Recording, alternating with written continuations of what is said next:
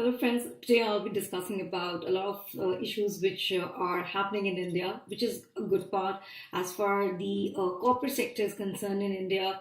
The speedy justice is being followed, and a lot of cases are being resolved at a shortest possible point of time. I think that's a good news to start with, and I would like to congratulate Tata on the big win for the NCLT case. After the Tata win, I think the need of the hour is to understand the ecosystem of doing business. And in the internet era, especially in the technology 4 era, I think everything is technology driven, starting from Walmart Labs to any company, if you can just think about, they are hunting talent in India. So let me tell you, India is a hub of talent. So first and foremost, I would like to request the ministers in India, please don't portray India as a poor country. India is not a poor country. Altogether, what you need to understand is India is very, very talent rich. The need of the hour is to nurture the talent. I think there's talent everywhere. The only point which we miss in the education system at the college level and at the training level is we don't want to change. We don't want to change the mindset, and that's the reason I'm working on a blockchain based model going to cater to the empathy factor. And how I'm going to do it is basically I'm right now writing my patent applications because I think being an intellectual property lawyer, the first and foremost is to have a very, very strong IP portfolio. And I tell my clients, like, if you don't have an IP portfolio in place, it's better even you don't start the business, because a very strong brand name can take your business to the next level. A very good example is Amazon. Amazon, the word itself is a Greek god. Other very common example would be Apple, iPhone, Samsung Galaxy. The word Galaxy itself has made Samsung the pioneer, and it's a competitor of iPhone in India. Having said that, what is government right now doing in India? The government in India is preparing a policy framework, which is good. It's really nice when you see the government actually taking the initiatives to take India to the next level. So there is foreign investment, but let me tell you, the foreign investment would be in the internet sector and in the smartphone sector, definitely. However, to combat the infiltration of foreigners, and especially I think in many ways, India and China has a very, very strong history. And why I say so, because if you see the historic development in India and China, it has happened simultaneously. Even if you understand the spirituality aspect of being more Zen, being more Buddha-like, understanding how it happens, I think. India and China, rather than competing with each other, should work in collaboration to take the world to the next level. What is currently happening right now in India is US and India is trying to find out some solutions to be a superpower. So what India is trying to do is, rather than working with China in collaboration, what I feel is India is trying to build an online safeguard wall just like China built it. What I would say to India and to the government authorities and the policymakers, understand how technology works in an online model is very, very different. It's not that India has to build wall against China. If you are really interested in having a strong internet architecture, the need of the hour is to build against everyone else. It's not that US can enter India the way they like. The servers are still in US.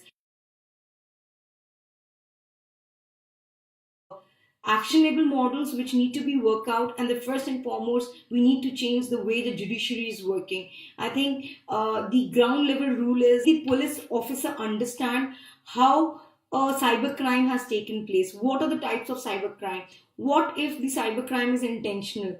These are the unanswered questions, and I think government should come up with a different authority altogether to tackle to this issue. Let me tell you, when you talk about startup India, there would be a lot of co-founder disputes. Who is going to resolve those co-founder disputes, and at what extent the remedy should be there in India? So the need of the hour is to have a startup law in India to combat this menace.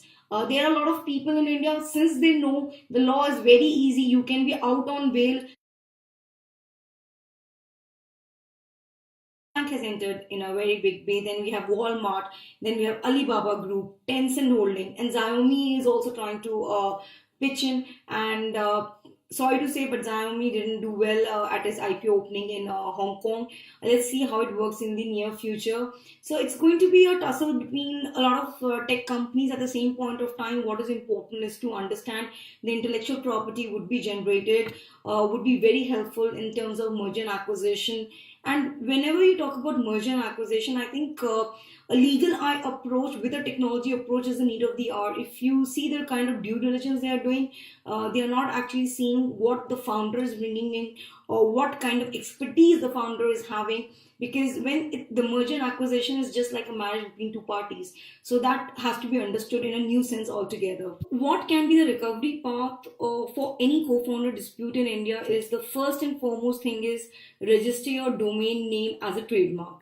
Why I say so? To register your domain name as a trademark, say for example you get into a dispute at any point of time, even if a person has purchased the website in one person's name but the IPR rights is with the company, so you have the remedies. Even the person is using the website for his own benefit, you can always claim it without being worried about how the things will happen. Let me tell you, law is a very strong arsenal. The only thing is the people who are actually practicing it don't provide all the details in the shortest possible time.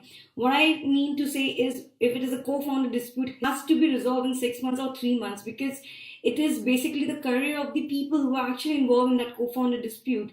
See, dispute arises because of the differences between two parties, and it's very natural in an online world, in an offline world, that differences can happen when one party or one partner is better than the other.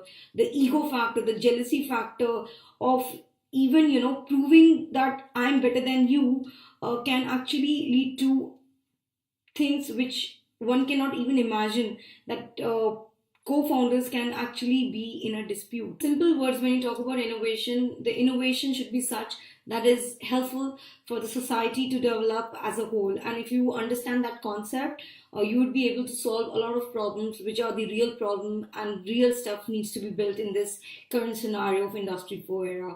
Having said that, have a great day ahead. My name is prity.khastgir. You can connect with me on LinkedIn. You can also put your comment in the comment box below. If you like it, please give a thumbs up, and we will be happy to assist you in regards to identifying the pain points in your business. I think this is a service which I have been pitching to my clients across the globe, and it is working wonders for everyone, because when you have a legal eye approach to technology business, you're able to identify pain points in a very, very different fashion.